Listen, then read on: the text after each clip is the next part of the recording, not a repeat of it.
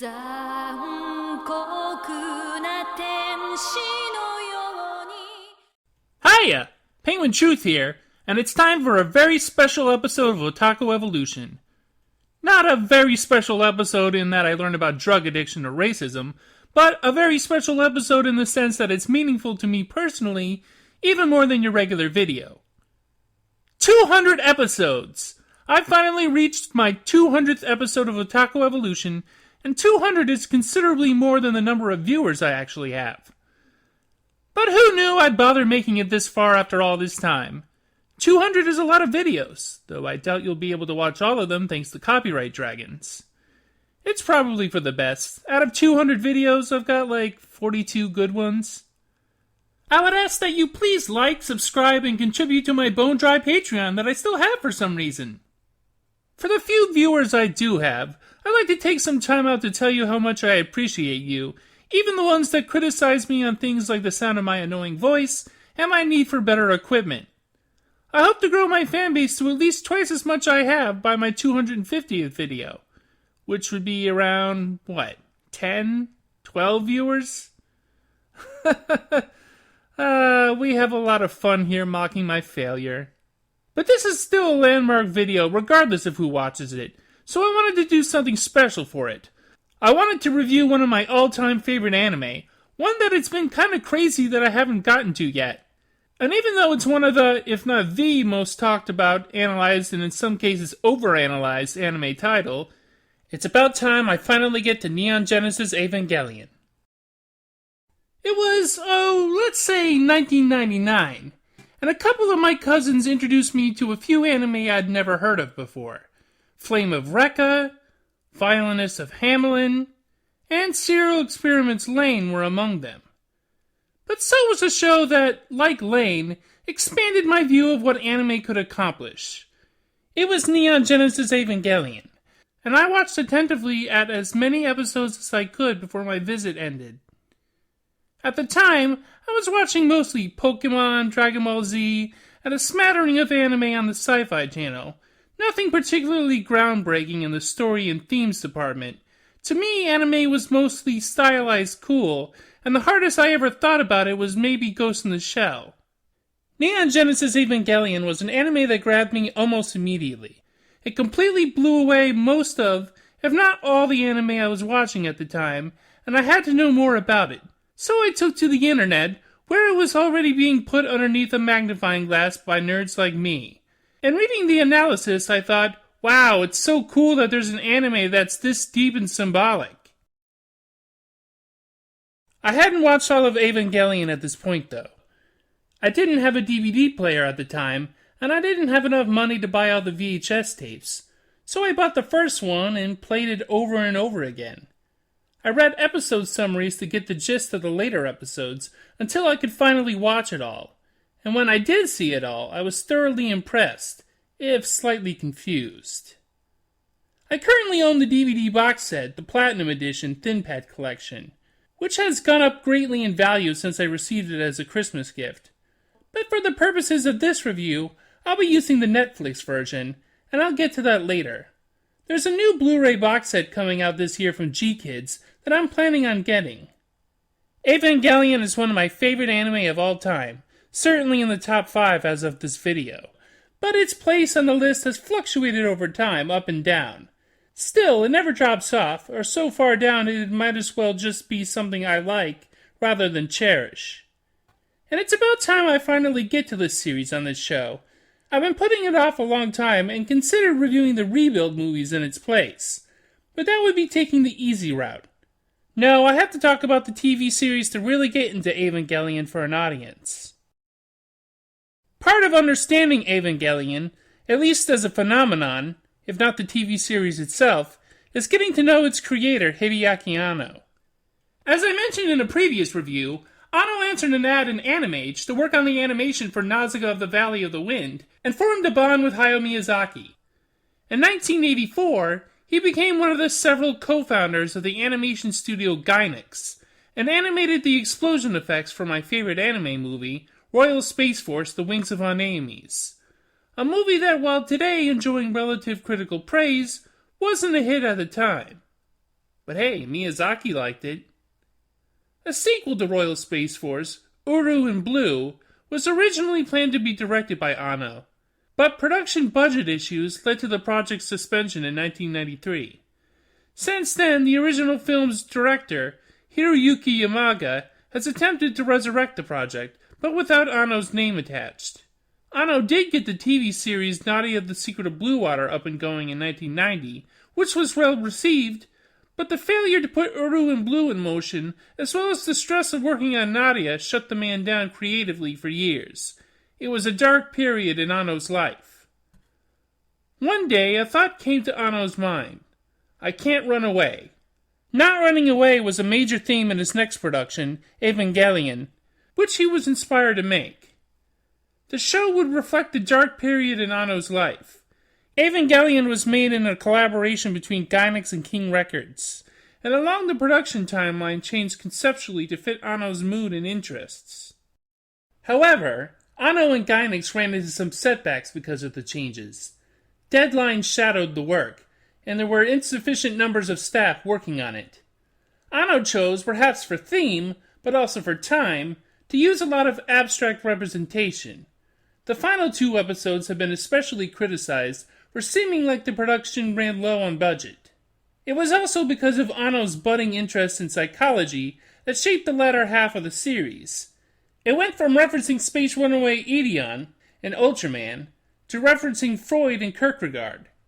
And let's not even get started on End of Evangelion, that's a whole other video.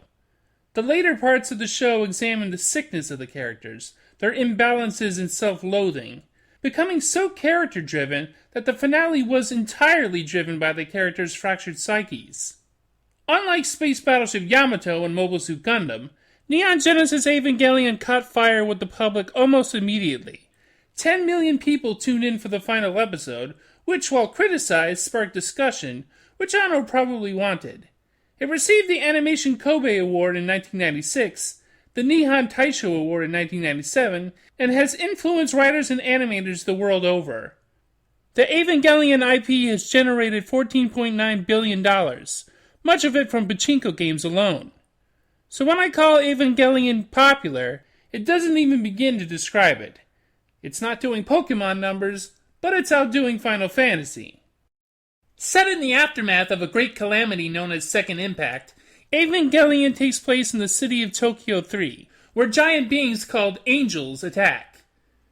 The agency the government counts on to purge the angel threat is Nerv, a paramilitary force that deploys giant piloted androids called Evas.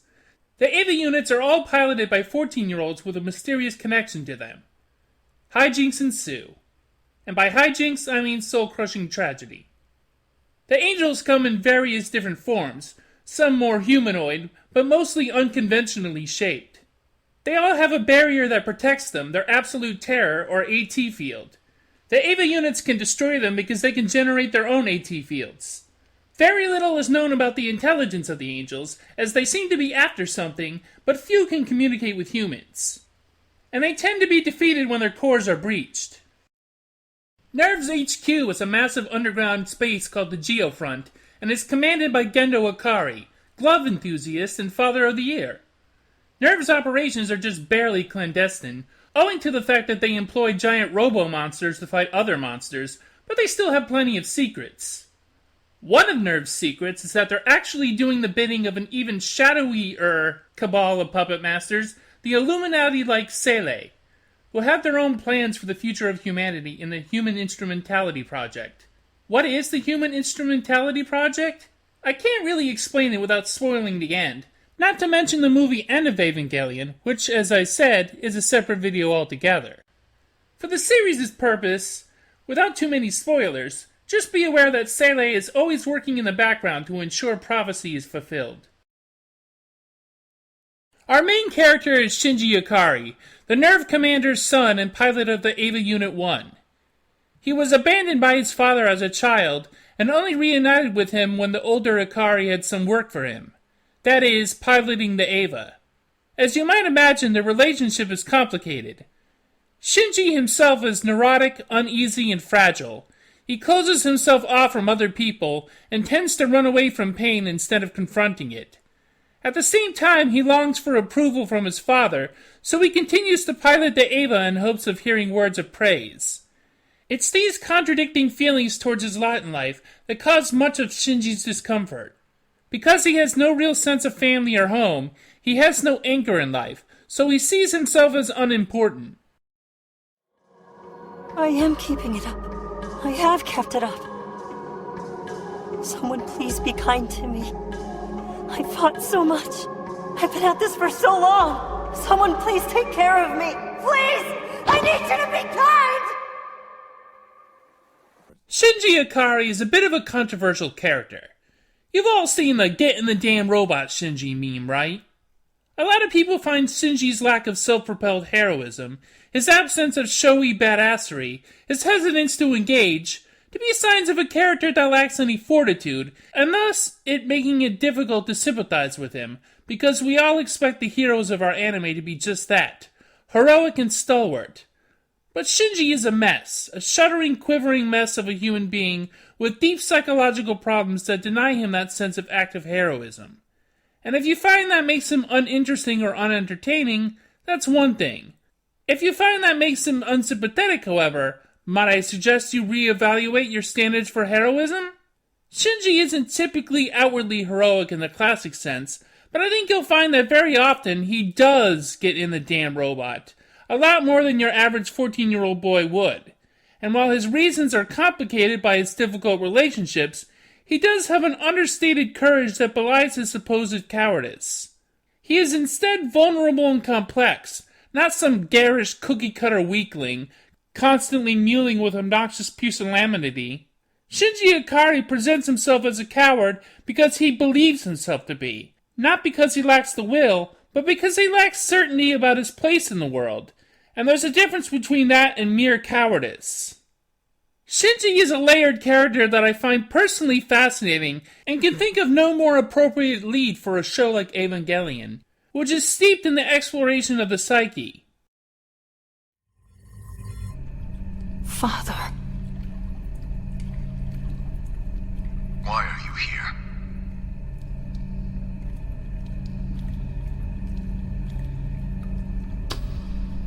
Because I'm the pilot of Evangelion Unit 1! I'm Shinji Ikari!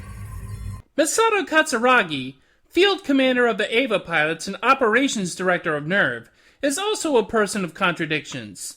She seems friendly and inviting when she isn't at work, but keeps superficial relationships to avoid close and painful contact.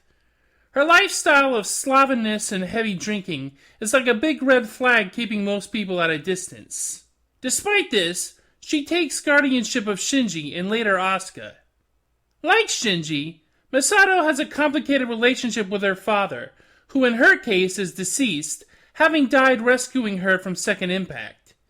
She always hated her father for ignoring her and her mother in favor of his work, but feels a strange sense of gratitude towards him for saving her, that she has turned into seeking revenge on the angels. This relationship with her father is projected onto her relationship with Ryoji Kaji, who she wanted to intentionally dirty her reputation with. But she does have genuine feelings for Kaji, which frightened her and caused her to distance herself from him.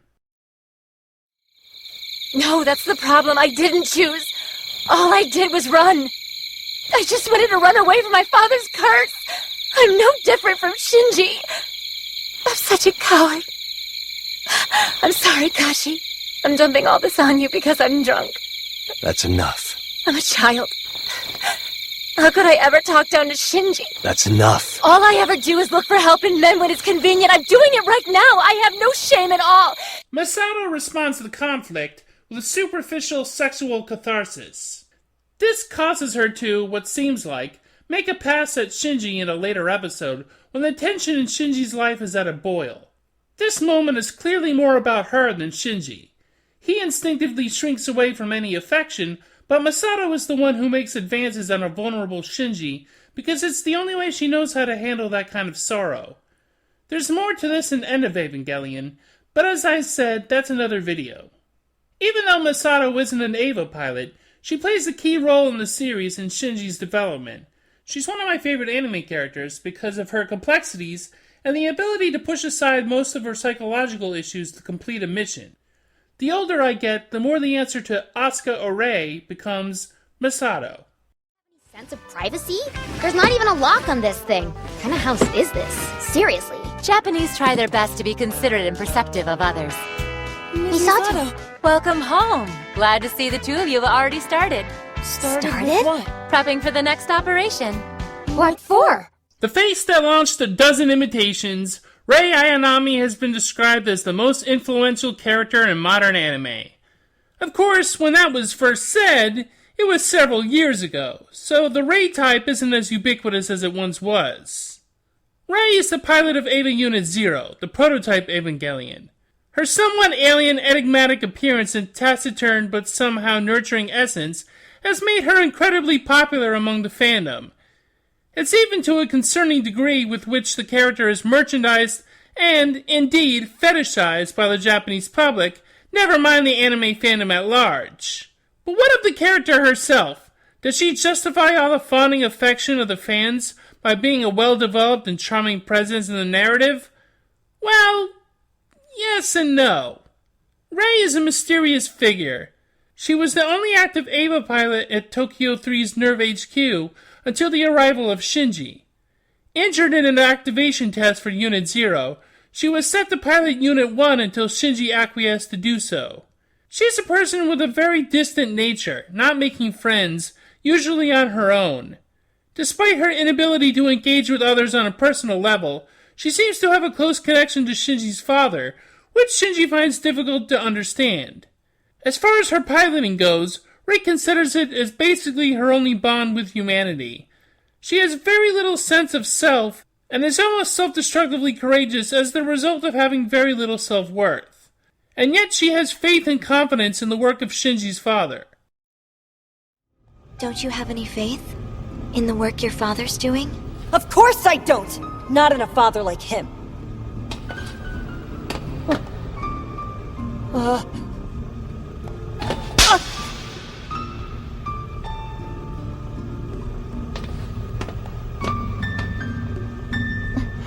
At first, Rei seems almost entirely submissive to the whims of Gendo Ikari, having no concern for her own free will.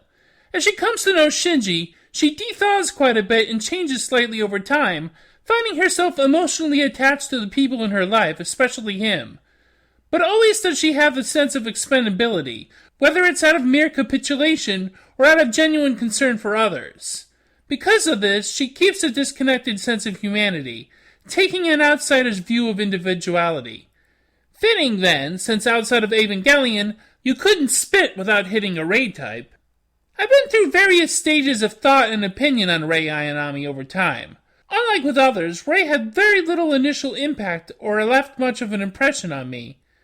I felt like she was only a device to reveal Shinji's own insecurities around people and establish the odd and manipulative behavior of his father.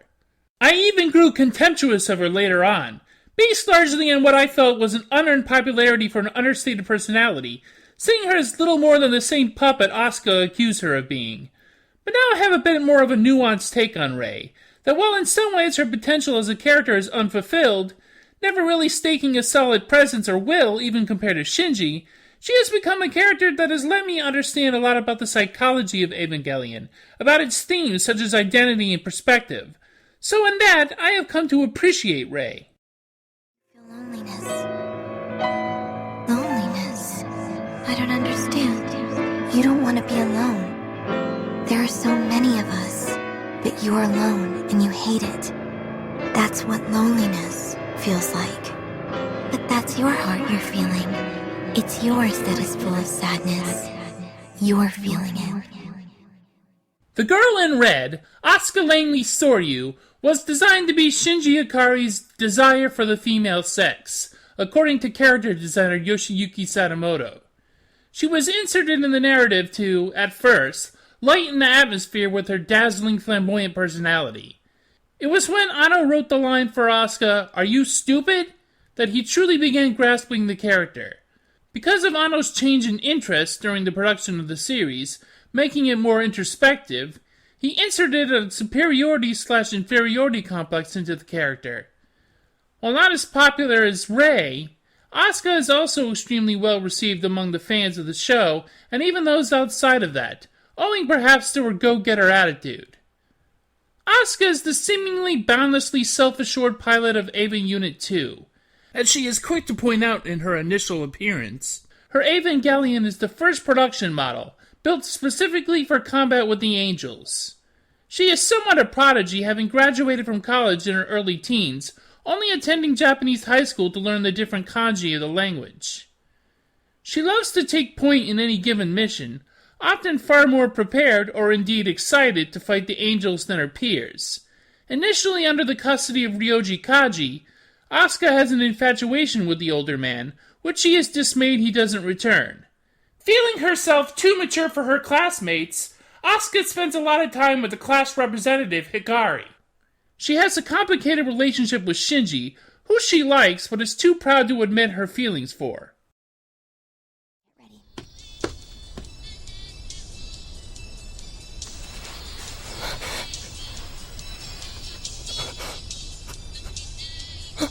Don't breathe through your nose, it tickles.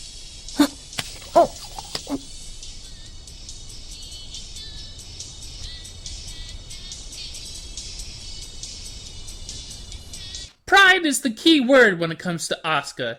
She lives to pilot her Eva unit and places herself above all others in a bid to grasp an independence that will allow her to not feel negative feelings. She is fiercely competitive, always wanting to show off her skills, never wanting to take a lesser role in operations out of fear of losing to either Shinji or Rei. She has a special enmity towards Rei for her seemingly perfect performance and lack of interest in it, offending her both that somebody would dare overshadow her, and that somebody had no pride about it at all. It's this sense of superiority she displays that is hiding deep psychological scars, and an inability to reconcile an underpinning feeling of inferiority. After a time, Asuka begins to spiral down into a deep depression, and can no longer pilot her Eva. As her self-worth is tied to her piloting, she lashes out at others and herself, no longer valuing her own life. The first few times I watched Evangelion, Asuka was my favorite character. I loved her gung-ho attitude about piloting her Eva unit, as compared to the insecure Shinji and dour Rei. Here was a mecha pilot who thrived in action, wearing my favorite color, and an awesome angel-killing giant humanoid machine who called out people for their self-serving navel-gazing. I loved that she riled people up. I enjoyed her attitude. I was refreshed by her energy. But I also didn't quite understand Asuka's own insecurities, nor why she took a downturn in the final episodes. I especially felt alienated by the lack of plot addressing this in the finale, at least until End of Evangelion, which is another video altogether. Where was the old Asuka? But I grew up, and I grew to understand through my interactions with others, other media, and numerous rewatchings of the show, that Asuka is a much more tragic character than initially presented, and I began to comprehend just why that was. Here was a girl that overcompensated so intensely so that there wouldn't be any doubt as to her place above others, that she couldn't have healthy relationships with others without letting down her guard, something she would never do. And while I still love her energy at her best, I also sympathize with her at her lows. So like with Rei, it was an appreciation born of a more nuanced understanding. Asuka is still probably one of my favorites, but I find her more pitiable than likable now. I hate Misato. I hate Shinji. And I hate the first even more. I hate my dad. I hate my mom. The one I hate most is me. I can't take it anymore. I've had it with this. Why do I have to put up with this? Why? The show is positively awash with interesting characters, be they major, supporting, or tertiary. I mean, just Shinji's classmate Kensuke Ida can be talked about for a while. I can probably get a couple of paragraphs about Ritsuko Akagi for sure. Then there's the mess that is Gendo Ikari, who is in some ways the main antagonist of this series. But I'm waiting for an End of Evangelion discussion to analyze Gendo, and as I've said, it's a separate video altogether. I even kinda like the Nerv Bridge Bunnies, though we learned very little about them. But these characters, and indeed the characters I've mentioned thus far, pale pale in comparison to the significance and gravity of the myth, the legend, the penguin, Pen Pen! Yes, Pen Pen, Masato's first and most important roommate, a specially made hot springs bird that loves to drink, hang out, and just generally be the center of attention in every scene he appears in. Who would have made Shinji welcome in his new environment if it weren't Pen Pen? Who would have played referee between Shinji and Asuka if not Pen Pen? Who would have soothed Misato's frayed nerves if not Pen Pen? Who would have pulled the strings behind the instrumentality project in Cede if not Pen Pen? Why, Pen Pen is an ever-present force in the story, even when he's not physically in a scene. Because he's Pen Pen, damn it, and the show basically revolves around him. Why, you heard me. But, let's move on to theme, shall we? If I had to say what Neon Genesis Evangelion's main theme was, I'd say communication, or the difficulties in communication, or the psychology of emotional distance. This is perfectly encapsulated in the metaphor of the hedgehog's dilemma. As Ritsuko explains in episode 3, hedgehogs have difficulty sharing warmth with each other when necessary because their quills end up hurting each other. Part of becoming a more mature person is finding that perfect distance to keep others at, where you get close enough to share yourself with them, but not so close that you end up repulsing each other with your unpleasant qualities. This was a metaphor first used by German philosopher Arthur Schopenhauer, who also coined the concept of the Wille zum Leben, or the force of will to live. The main problem in most of the lives of the characters is the significant inability to communicate just what they're thinking and how they feel about any given issue or relationship. Whether it's Shinji and Gendo's fear of each other and themselves, Misato's compromised priorities in life, Rei's loose grasp on relationships, or Asuka's dishonesty to herself about her insecurities, the characters are all, in a way, challenged by their lack of communication skills. Because of this, they all put up a barrier around themselves that cannot be penetrated except in extreme situations, and in some cases, those same instances mean for them a complete breakdown in their personalities altogether. We all long to share ourselves with others, but we can't always know just how much of what to share, at what times, or to whom.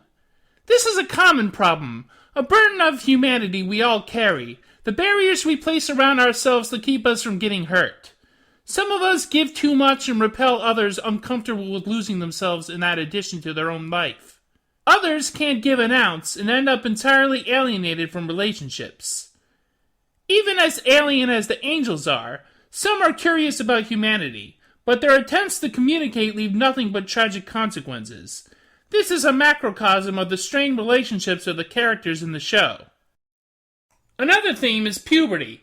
The Eva pilots are 14 years old, and as such, are trying to find their place in the world when their bodies and minds are maturing suddenly. Shinji especially struggles with finding a place among his peers and the world at large, because he genuinely wants to. Asuka, meanwhile, flourishes on the surface because of her physical attributes and exotic, to Japan, nature, but acts out and seeks Shinji's attention, and maybe affection, to no avail. Shinji misses or ignores her romantic overtures because he's too absorbed into his own crises, making him unreceptive to her, whereas he's very receptive of Dark Horse Kaworu, who literally takes Asuka's place. Masato also played up to Shinji's hormones when she first met him, as part of a superficial friendliness, and Rei attracts Shinji to some degree too. His relationships with Masato and Rei aren't as fraught with tension as with Asuka, but he views them right alongside her in his mindscape as subjects of his desire. And well, let's face it, the show sexualizes Asuka and Rei with their plug suits. Normally this would be disturbing as they are just young teens, but in the show it can largely be explained in the vein of a greater sexual trapping of puberty. These are girls who are changing both mind and body. It's really more in the merchandise for the series that it gets exploitative and gross. In addition, there's the theme of perception. In fact, the last 2 episodes are entirely about how our leads perceive themselves and others in light of themselves. But throughout the series, we see the perceptions each character holds. It's even possible that these perceptions are flawed because they're through the lens of psychological neuroses. Like Shinji's perceptions about Masato, or his father, or Asuka's perceptions about herself that belie her vulnerability. We are who we are to ourselves, and we are also the version of ourselves in the minds of others, and both are explored in the finale. Finally, of course, there's the psychology aspect of Evangelion. As somebody with both clinical depression and anxiety disorder, I find a lot to relate to in the characters of the show because of their shared trauma and insecurities. I think that many, if not most people, can find some identifiable thought or emotion expressed in this, some common foible or uncertainty. It's as if Evangelion holds up a mirror to the viewer. Sometimes it's not pretty to see what's reflected, and thus some of the hatred Shinji Ikari in particular receives from viewers. At least that's my interpretation. The Evangelion would be better if Shinji wasn't such a wuss crowd are missing the point, and on some level, I question their ability to empathize. But again, it's fine to just find that he's not that entertaining a protagonist, if that's just it. I just question the validity of some of the extreme vitriol the character gets. Listening to my father praise me just now, hearing those words, it was the first time I realized it makes me happy when he praises me. That helped me figure out that maybe the reason I pilot the Eva is because I want to hear my father say stuff like that to me. Wait, that's the reason you pilot an Eva? You really are a dummy. Naturally, being that this is one of my favorite anime of all time, there are plenty of highlights I'd love to mention, but I've decided to keep it to just a few to keep the video from being too long. These are some of my favorite episodes and moments of Evangelion. In episode 6, Shinji and Rei face off against a diamond-like angel that is slowly drilling into the geofront. Shinji has to fire a beam weapon that uses the entire electric output of Japan to power it. When the first shot misses, Rei jumps in front of the angel's own blast so that Shinji has a second shot. After destroying the angel, Shinji races to check on Rei. Please forgive me. In situations like these, I don't know how to respond or act. Smiling would be a good start.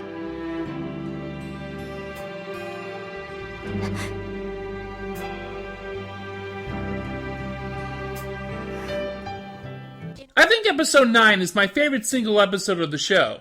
Asuka has moved into Misato's apartment so that she and Shinji can start a training regimen that pairs the two of them. Their struggle to sync up is quite amusing, but once Asuka is determined to make it work, the two begin to really become simpatico, as far as the mission is concerned. Then they launch the double attack on the split angel, and it's poetry in motion.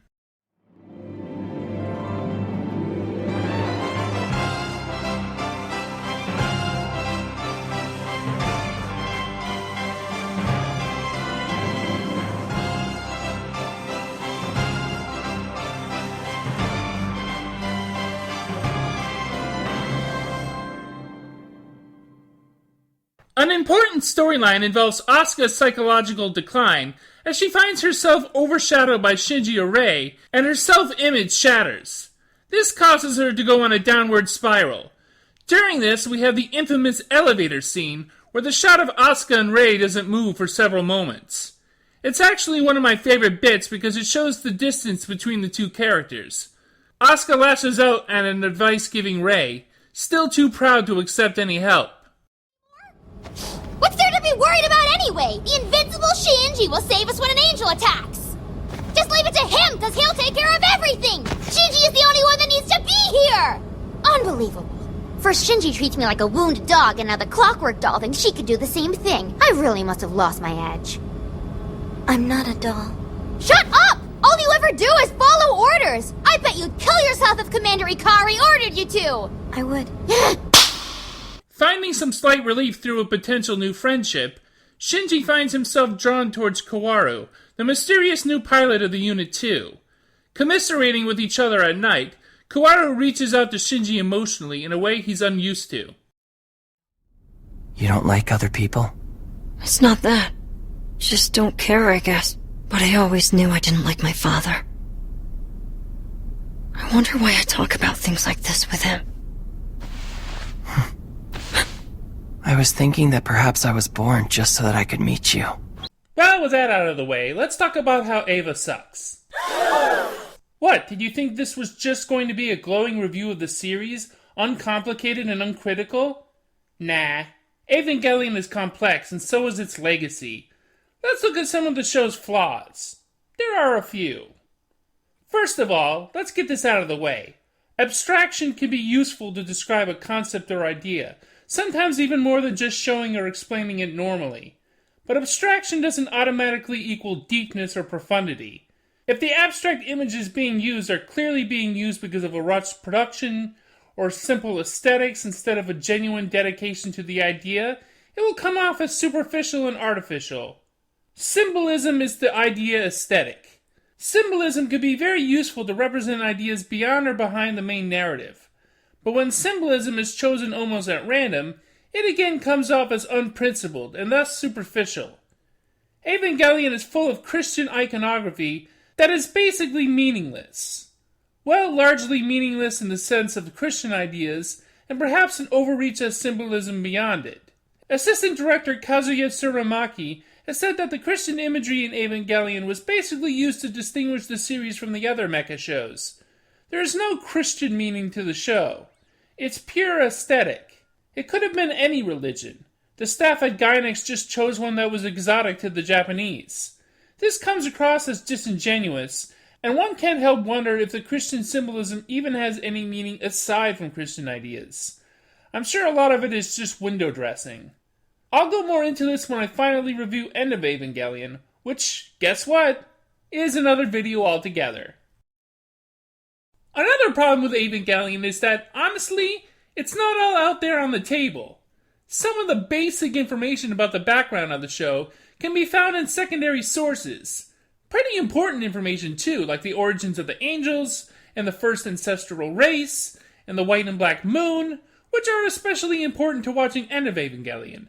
And all this information came out in a video game almost 10 years later.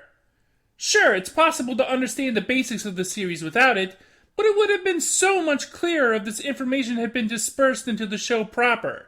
When you have to consult a video game to get everything out of a TV show, there is a problem. I didn't take this shit with Tenchi, I'm not taking it with Evangelion either. Look, I can see why Evangelion isn't for everyone. It's a little up its own ass. It's like it's reading the DSM-5 while simultaneously trying to tell a giant robot story, and it can all be a bit much. I hesitate to use the word pretentious, because I don't think it's that vacuous, and it has a lot of solid characterization that justifies its psychology bent. But I will say that it's a little too high on its own fumes at times. Just look at the finale. To some, it's a bold approach to the concept of the instrumentality project, focusing solely on the characters instead of the narrative. But to others, it makes no sense to go from the flow of a narrative to suddenly entirely abstraction. This is probably why End of Evangelion was made. Shinji's timidity can get on people's nerves, as does Asuka's prickliness, and for a while, the show is too Monster of the Week for some. I don't necessarily agree with these criticisms, but I think they're somewhat valid. Evangelion is not everybody's cup of tea. To some, it's more like a cup of bleach. But I think those people are in the minority of people who watched it.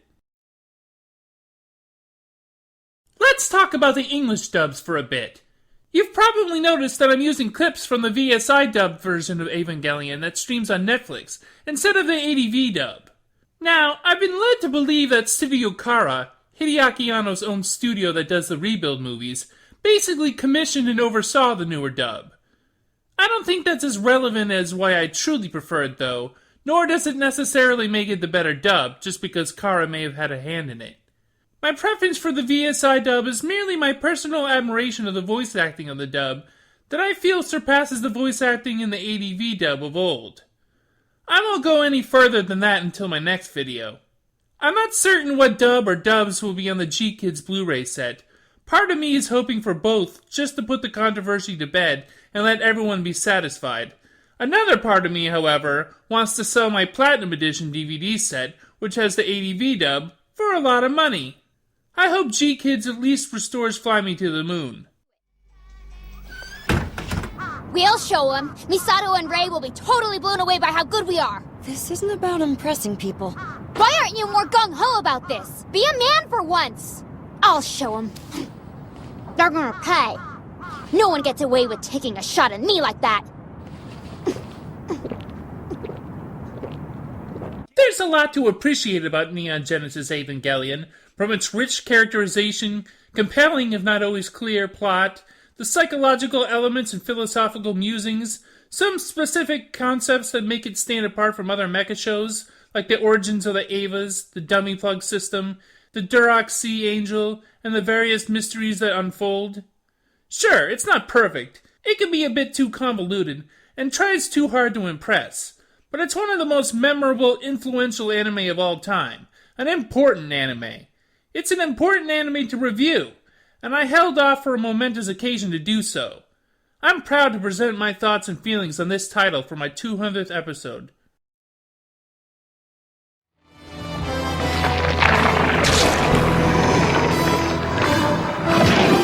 way. This can't be. I don't believe this. Unit 1 synchronization rate has topped over 400%! It's happening after all. She's awake. Wow, 200 videos. I wonder just how many I have left in me. Hopefully a lot. But also hopefully, more people will join me in looking at anime from this shut-in's admittedly limited perspective. Thank you so much for watching. I'll be back next time with the mid-year English dub review. Until then, see ya!